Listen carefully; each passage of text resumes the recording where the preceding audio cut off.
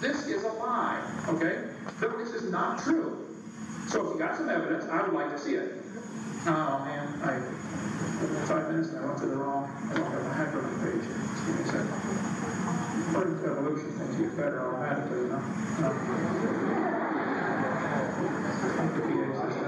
Okay, here we go. Textbooks are going to tell your kids that the appendix is vestigial. This is a lie. Your appendix is part of your immune system. It's been known for years. You need your appendix. Now you can live without your appendix. You can live without your adenoids. You can live without your tonsils. You can live without both your arms and both your legs. It doesn't prove you don't need it. The appendix is where the immune systems are initiated for the lower colon. Growing Encyclopedia tells about that. If you take your appendix out, you got a much better chance of getting quite a few diseases. But hey, sometimes that's the best option. Get rid of it if it blew up, okay? This textbook says the whale has a vestigial pelvis. Many organisms retain traces of their evolutionary history. For example, the whale retains pelvic and leg bones as useless vestiges. This is a lie, proven wrong years ago. They say, just imagine whales walking around. There's the bones they're talking about right there. Just imagine the whale walking around. There they are, Cambridge University. There they are, Milwaukee, Wisconsin. The whale pelvis. Yep. Just imagine them walking around. I tried, you know, I just can't. The whale pelvis is located far from the vertebrae and has no apparent function. Whale's pelvis is evidence of its evolution from four-legged land-dwelling mammals. This is simply a lie. Those bones are necessary. They're anchor points to certain muscles attached to that allow the whales to reproduce. It has to do with getting baby whales. It has nothing to do with walking on land. So either these guys are all ignorant about whale anatomy, and they should not be writing a book about it, or they're deliberately lying, trying to find evidence for their theory to spread to your kids. Now, honestly, if there's evidence for evolution, show me. But don't use this. That's a lie. Such structures, which are considered to be evidence of an organism's evolutionary past, are called vestigial. For example, hind legs of whale are vestigial structures. There are no vestigial structures, and if there were, that would still be the opposite of evolution. That's not evidence. They talk about ambulocetus. You know what they really found for ambulocetus is the dark bones here. We could talk a long time. She brings that up during Q&A. I'm ready for that one. I'd love to see that one. Ambulocetus, there's another one. All they found was a few bones of the head. Later, when they found more bones of a different animal, they said, wow, it's like a wolf. The first one, though, they found a piece of skull, a small piece of jaw, and a few teeth. But the ear bones resemble slightly whale ear bones. That's all they needed. Proof. There's missing link right there. An ear bone. We've got in our museum a 15.5-foot python snake. At the south end, he's got little tiny claws sticking out of the body right there. These little claws are attached to a little tiny bone that goes up inside the snake's body. We also have a boa in our museum, 6.5-foot live one. You can come down and pet it if you like. But they say, this textbook says, the rudimentary hind legs of a python snake are seen in the skeletal structure. Rudimentary hind legs. Those little claws are used in mating, okay? The snake doesn't have any arms, and he can't talk and say, scoot over, honey. This has nothing whatsoever to do with walking on land. Now, if you got evidence for evolution, then show me. But don't use this kind of stuff, okay? They're lying to your kids. This guy says the humans have a tailbone that is of no apparent use. I debated an atheist one time, and he said, I got proof for evolution, human tailbone. I said, sir, I taught biology and anatomy. I happen to know there are 9 little muscles that attach to the tailbone, without which you cannot perform some valuable functions. I won't tell you what they all are, but trust me, you need those muscles. I said, now, if you think the tailbone is vestigial, I will pay to have yours removed.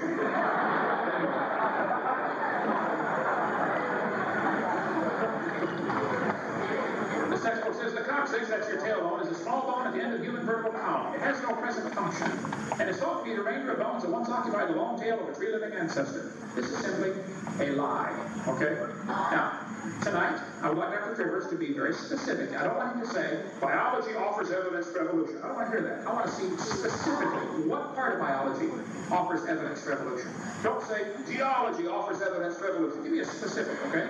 If you want to talk about the fossil record, I'm thoroughly prepared to do that. There is no fossil record. There are fossils, but there is no fossil record. They don't come with a date on them when you dig them out of the ground. All we know is there's a lot of bones found in the dirt. I mean, billions of them. None of them indicate they've changed from one to another. If you found one that looked a little different than something alive today, that still could prove an extinct species. Not a missing link. I'm telling you, in a court of law, they laugh at you for bringing up fossils.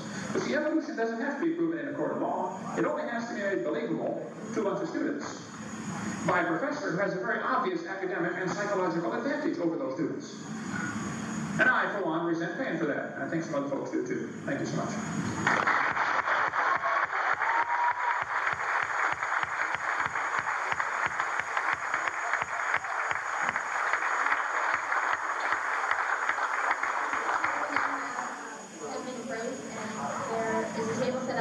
Set up outside with next cards and pencils, so if you have a question, please write. First, we'll ask Dr. Hogan some questions. Dr. Hogan will answer. Then Dr. Hogan, that'll be for about 10 minutes. And then Dr. Hogan will ask Dr. Turber some questions, and Dr. Turber will give the answers for another about 10 minutes. So, Dr. Turber?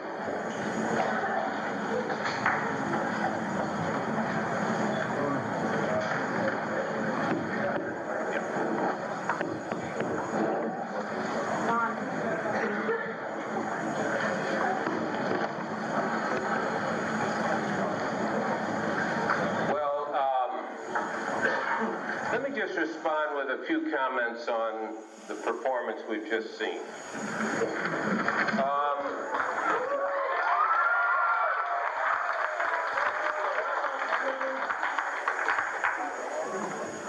Dr.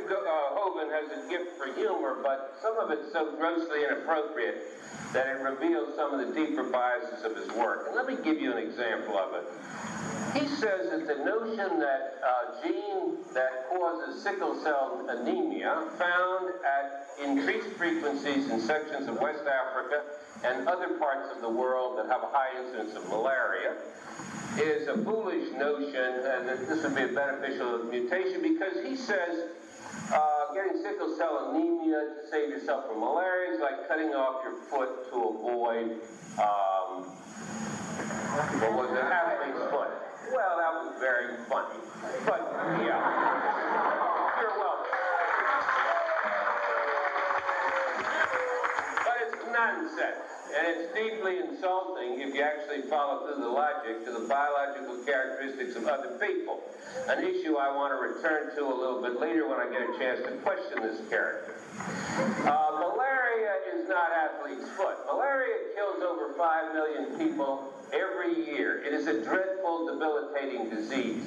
Sickle cell anemia is also a dreadful condition, but as Dr. Hogan surely ought to know, the protection from malaria occurs if you have a single sickle gene and your other gene is the normal gene. That is, your heterozygous. You have variability. Then you get the best of both worlds. You are protected from malaria, and you have nearly the same capacity to carry oxygen in your blood as an individual with two normal genes. It's only when you are recessive for the sickle trait, that have both sickle traits, that you actually suffer from sickle cell anemia. One of the problems that creationists have had, and I don't know whether this is true of this man or not, I'll find out a little bit later on, is difficult in explaining racial differentiation and difficult in admitting that races have been selected in different environments in different ways, and that they're not to be hierarchically arranged, but are each better suited to the worlds they found themselves in than the other groups. How all of this took place in the 4,000 years plus that he allows since the flood, I have no idea. He asserts that mutations never produce anything new, which is nonsense on the face of it. He showed you lots of mutations that were new.